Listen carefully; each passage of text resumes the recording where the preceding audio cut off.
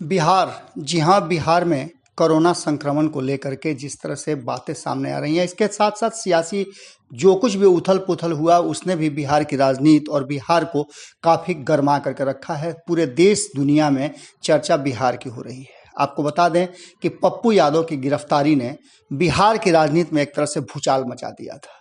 पप्पू यादव की गिरफ्तारी को लेकर के बहुत सारी बातें सामने आई और पप्पू यादव ने गिरफ्तार होने के बाद जब उन्हें माधेपुरा ले जाया जा रहा था तो उन्होंने तेजस्वी यादव से अपील, इतना ही नहीं, उन्होंने जेल में भी जब उन्हें डाला गया तो उन्होंने तेजस्वी यादव को थैंक यू बोला था। लेकिन इस बीच में तेजस्वी यादव चुप्पी साधे हुए थे। 48 घंटे के बाद तेजस्वी यादव ने अपनी चुप्पी तोड़ी है। हालांकि तेजस्वी यादव सोशल मीडिया के माध्यम से अपनी बातें रखते रहे हैं। आपको बता दें कि बिहार की राजनीति में उथल पुथल है और पप्पू यादव जिन लोगों की सेवा किया करते थे, जिन लोगों का खाना पहुंचाया करते थे, उनको लेकर के उन्होंने तेजस्वी यादव से और लालू प्रसाद से आग्रह किया था। इतना ही नहीं, उन्होंने तो नीतीश कुमार से भी आग्रह किया था कि वो अस्वस्थ हैं, उन्हें जेल नहीं डाला जाए बल्कि उन्हें अस्पताल भेजा जाए। लेकिन न प्रशासन उनकी बात मानी और न ही अन्य लोगों ने माना। इन सब के बीच में जो लगातार बिहार की राजनीति में उथल पुथल मची हुई है, उसमें सभी लोगों को पता था कि पप्पू यादव की अनुपस्थिति में ये काम कौन संभालेगा। उनका बेटा सामने आया और उनका बेटा जब सामने आया तो उसने बहुत सारी बातें कही। उन्होंने कहा कि क्या सेवा करने का इनाम यही है? क्या बिहार के लोगों को अब पप्पू यादव के साथ खड़ा नहीं होना चाहिए? इसके साथ साथ चर्चाएं और भी हुई। इस बीच में आरजेडी ने एक प्रेस वार्ता किया और कहीं ना कहीं वाल्मीकि को रत्नाकर साबित करने का प्रयास किया गया और ये सिलसिला चालू हो गया। पिछले कई वर्षों से पप्पू यादव जब अपनी बातें रख रहे थे, पप्पू यादव जब लोगों की सेवा कर रहे थे तो उनको किसी तरह का कोई भी बात नहीं कहा गया, उन्हें नहीं रोका गया। तब उनके लिए लोगों के मन में बहुत तरह की बातें थी। आपने देखा होगा कि लगभग उनके समर्थक विरोधी सभी ने कहीं ना कहीं पप्पू यादव को रॉबिन हुड की उपाधि दे दी। आम जनता, चाहे पटना की जनता हो, जहां सरकार के सारे महकमे, सारे विधायक, सारे लोग रहते हैं, उस पॉश इलाके में जब पटना की आधी पटना डूब गई थी तब पप्पू यादव ने कहीं ना कहीं, आपने देखा किस तरह से अपनी जान की परवाह किए बिना लोगों की सेवा की। कोरोना काल जब आया तब भी कहा गया कि तेजस्वी यादव गायब हैं और तेजस्वी यादव प्रथम कोरोना काल जब आया, जब 2020 में लॉकडाउन लग गया, बिहार के लोगों की स्थिति खराब होने लगी, देश में समस्याएं होने लगी, लोग पैदल वापस आने लगे, दवाई का अभाव था, अस्पताल का अभाव था, लोग परेशान थे, पप्पू यादव सामने खड़ा हुए। तब भी तेजस्वी यादव ने भले ही बाद में और फिर अपने लोगों के द्वारा लोगों की मदद करवाई हो, वो जो उनकी जिम्मेवारी भी संवैधानिक बनती है, लेकिन पप्पू यादव के पास कोई भी संवैधानिक पद नहीं है। बिहार की जनता ने उन्हें ठुकरा दिया है। इतना सब करने के बाद भी पप्पू यादव जिस तरह से, आपने देखा कि राजनीतिक रूप से हाशिए पर हैं और किसी भी सदन के सदस्य नहीं हैं, न तो उनकी पार्टी का कोई है, लेकिन इसके बावजूद भी पप्पू यादव बिना स्वार्थ के, अगर कहा जाए तो बिना स्वार्थ, इसलिए हम कह रहे हैं कि इसके बदले में वो किसी से कोई शुल्क नहीं लेते हैं और न ही कोई चुनाव है जिसको लेकर के वो तैयारियां कर रहे हों। आपको बता दें कि पप्पू यादव लगातार लोगों की सेवा में लगे रहे और ये लोग अब पप्पू यादव को खोज भी रहे हैं। हालांकि इस बीच में बहुत सारी घटनाएं घटी हैं। आरजेडी के बहुत सारे लोगों ने कहा कि पप्पू यादव के साथ जो कुछ भी हुआ वो सरासर गलत हुआ। इसमें जदयू के भी लोग हैं। जदयू के पूर्व विधायक और नीतीश कुमार के बहुत करीबी विजेंद्र यादव ने जो कुछ भी कहा, हमने आपको वो भी बताया हमारी बातचीत के दौरान। और भी कई लोगों ने, जदयू के एक और नेता जो युवा रहते हुए कई दलों में रहे और उपेंद्र कुशवाहा के साथ उन्होंने फिर से जदयू की सदस्यता ली और एक अच्छे प्रवक्ता के साथ साथ बिहार की राजनीति पर अच्छा पकड़ रखते हैं। युवाओं के बीच में उनकी बड़ी पहचान थी। जब शरद यादव अध्यक्ष हुआ करते थे तब संतोष कुशवाहा बहुत ही बेहतरीन ढंग से युवा विंग को संभालते थे और उसका असर भी देखने को मिलता था। संतोष कुशवाहा ने भी प्रधानमंत्री नरेंद्र मोदी को आगाह किया है कि आप मन की बात अब बंद करें, अब अपने घर की बात अपने घर में करें और आम जनता की बात करें। लोगों को बहुत तरह की जरूरत है, दवाई की जरूरत है और ये सारी बातें जो कि संतोष कुशवाहा हमारे द्वारा बातचीत के बीच में कह रहे थे, उसके पीछे कारण यही था कि कहीं ना कहीं पप्पू यादव की गिरफ्तारी के बाद वो वैक्यूम जो हो गया है उसमें कोई भी बाहर निकलने के लिए तैयार नहीं है। साफ तौर पे लोगों का कहना है कि जिस कोरोना के डर से लोग घरों में दुबके हुए हैं, प्रधानमंत्री ने कोरोना काल की शुरुआत में जब लॉकडाउन लगा रहे थे तो उन्होंने साफ तौर पे कहा था कोई घर से बाहर न निकले, कोई रोड पर न निकले। ये बातें उन्होंने कही थी और इसके साथ ही वो घर में पैक हो गए थे।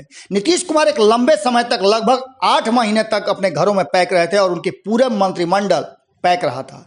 इतना ही नहीं, सांसद हो या विधायक हो, आपको याद होगा कि भारत लाइव पे मैंने लाइव के माध्यम से कई नेताओं को जोड़ने का प्रयास किया था।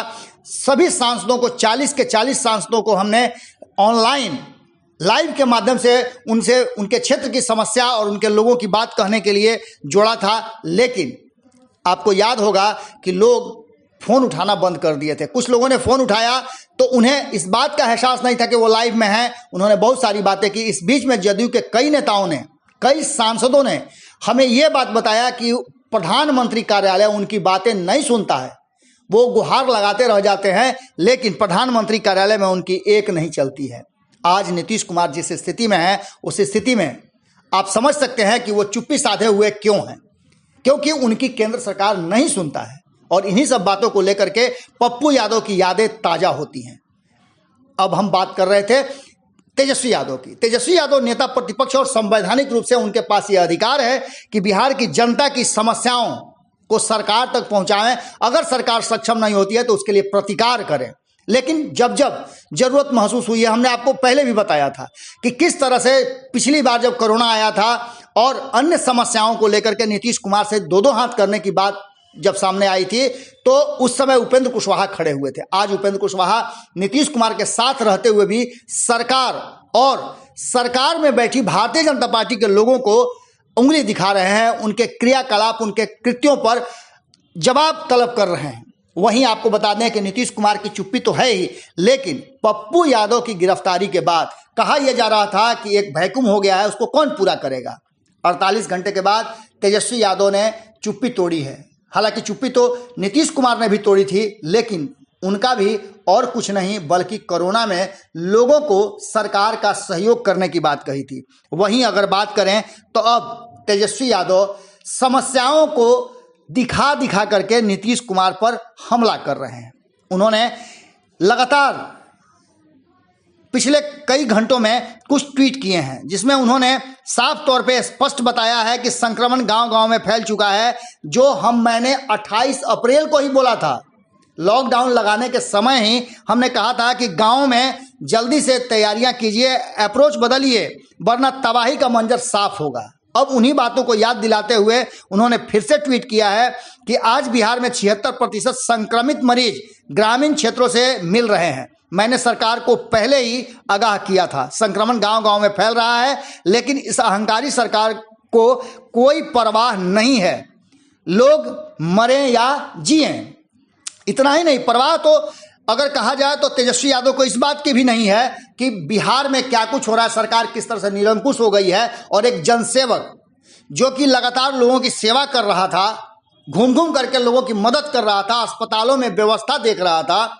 इतना ही नहीं, एम्बुलेंस जो छिपे हुए थे और लोग ठेला पर, रिक्शा पर, साइकिल पर लाशें और बीमारों को ढोने के लिए मजबूर हैं, उन लोगों के लिए एम्बुलेंस छुपा कर रखे हुए थे, वो उजागर कर रहा था। तब विपक्ष के काम को वो कर रहा था। ये बातें किसी को समझ में नहीं आई। आज पप्पू यादव गिरफ्तार हुए हैं और गिरफ्तारी के बाद बहुत सारी बातें सामने खुल करके आई, जिस बात का खुलासा कल आरजेडी के लोग कर रहे थे। आरजेडी के चंद्रशेखर यादव ने, जो कि पप्पू यादव को मधेपुरा में चुनाव में पिछले हराए हैं, वो ये बातें कह रहे थे कि जो पप्पू यादव पर 989 का केस है उसमें उनकी गिरफ्तारी होनी चाहिए। आज जिन लोगों की गिरफ्तारी की बात की जा रही है वो ये कह रहे हैं कि जिन लोगों के अपहरण की बात की गई थी वो साफ आकर के सोशल मीडिया से लेकर के अन्य माध्यमों पर एक निजी अखबार ने इस बात को छापा तक है कि वो कह रहे हैं कि पप्पू यादव के साथ उनके बेहतर संबंध हैं और पप्पू यादव ने उनका अपहरण नहीं किया था। यानी कि ये पूरी तरह से केस ही फर्जी और असमंजस के दायरे में है। इन सब बातों के बीच में अब क्या करेगी आरजेडी ये वक्त बताएगा। लेकिन एक तरफ जहां आरजेडी में पप्पू यादव की वापसी की बात हो रही है, वहीं दूसरी तरफ तेजस्वी यादव की चुप्पी बहुत कुछ कह रही है। अचानक से वो चुप्पी तोड़ते भी हैं तो बिहार के राजनीति में और पुलिसिया कार्रवाई पर नहीं बोलते हैं। जिस पुलिसिया कार्रवाई के लिए उन्होंने डंडे खाए थे, उनके विधायक पीटे गए थे, आज उसी पुलिस कानून और पुलिसिया तंत्र के शिकार बने हैं पप्पू यादव। तो तेजस्वी यादव क्यों चुप हैं? तेजस्वी यादव को भले ही 48 घंटे के बाद 60 घंटे हो जाएं, लेकिन पप्पू यादव के मुद्दे पर बोलना जरूर चाहिए था, क्योंकि आज पप्पू यादव की बारी है, कल किसी और की हो सकती है। जो लगातार राजनीतिक घराने में लोगों को डर है, यहाँ तक कि सत्ता में बैठे और भी मुकेश सहनी हो या फिर जीतन राम मांझी हो, उन्हें भी डर लग रहा है। क्या तेजस्वी यादव नहीं डर रहे हैं, या फिर उनको याद नहीं है कि 2017 में किस तरह से नीतीश कुमार ने उन्हें सत्ता से बेदखल किया था? हम आपको इसी सवाल के साथ छोड़ के जा रहे हैं। अगर आपके पास इन सवालों का जवाब हो या फिर इस पूरे विश्लेषण में आप कुछ कहना चाहते हैं तो जरूर कहिएगा। आज के भोरे भोर के इस विश्लेषण में हम यहीं विराम देते हैं। नमस्कार। अगर ये वीडियो पसंद आई और वह बिहार के राजनीति और बिहारियत से सरोकार रखेनी तो सब्सक्राइब बटन दबा के चैनल के सब्सक्राइब कर ली। ओजे एगो घंटी बा, ओकरा बटन दबा देला से कुल सटीक और मारक खबर रुआ मुफ्त में मिल जाई।